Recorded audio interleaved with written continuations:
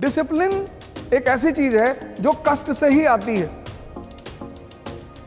जैसे बैठ के मत पढ़ो, मैंने ये डाइस ले रखी थी, मैं इस पे पढ़ता था। कम से कम 3 से 4 घंटे, 12 घंटे मत करना वरना स्पाइनल प्रॉब्लम हो जाएगी। कुछ लोग क्या करते हैं ना, अत्त मचाना शुरू कर देते हैं।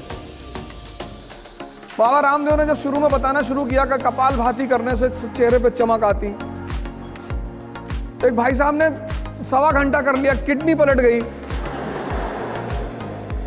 वो 2 महीने आईसीयू में रहे। किसी भी काम की शुरुआत धीरे धीरे करो। डिसिप्लिन कष्ट से आएगा। अपने आप को कष्ट दो और अपने ऊपर नजर रखो। एक शेड्यूल बनाओ और शेड्यूल छोटा बनाओ। सुबह उठो, सोचो आज मुझे 3 घंटा पढ़ना है, बस 1 मिनट। अब 3 घंटे का शेड्यूल बनाओगे तो तुम्हारा मन बगावत करेगा, कहेगा नहीं नहीं 3 घंटे का नहीं, 10 घंटा। मन की आदत है बड़े बड़े प्लान बनवाना, करना कुछ नहीं।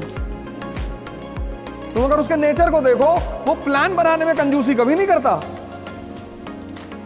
यही तो उसका खेल है। कहेगा पूरा दिसंबर बैठ के पढ़ना है।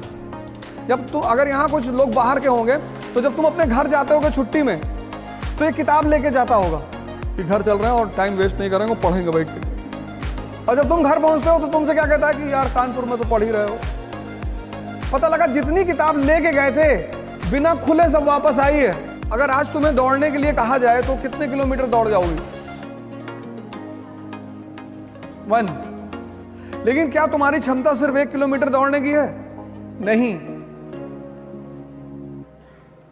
नहीं ना। अगर आज मैं तुमसे दौड़ने के लिए कहूं तो तुम सिर्फ 1 किलोमीटर दौड़ पाओगी, ऐसा तुम कह रही हो। लेकिन तुम्हारी क्षमता 50 किलोमीटर तक दौड़ने की है मिनिमम। बाकी तुम अब भद्रकाली का रूप ले लो और 100 किलोमीटर दौड़ जाओ। तो अब क्या करना है तुम्हें? अब सुनो क्या करना है। आज तुम 1 किलोमीटर दौड़ी, 10 दिन 1 किलोमीटर ही दौड़ो। 11वें दिन तुम उसे 2 कर दो। स्टेमिना डेवलप हुआ।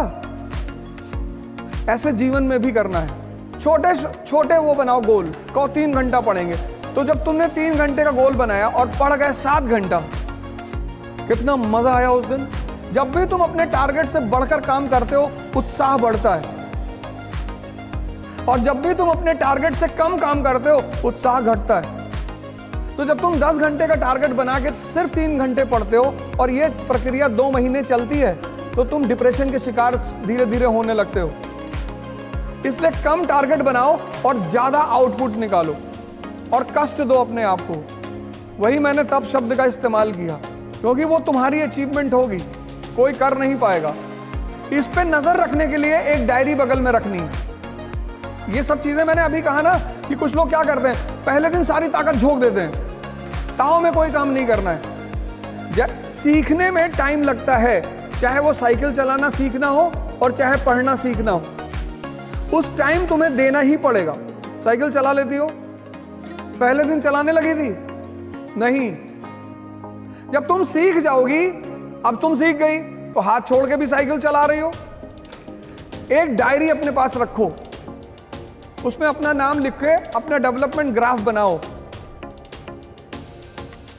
और उस डायरी को भगवान की तरह पूजा करो उसकी।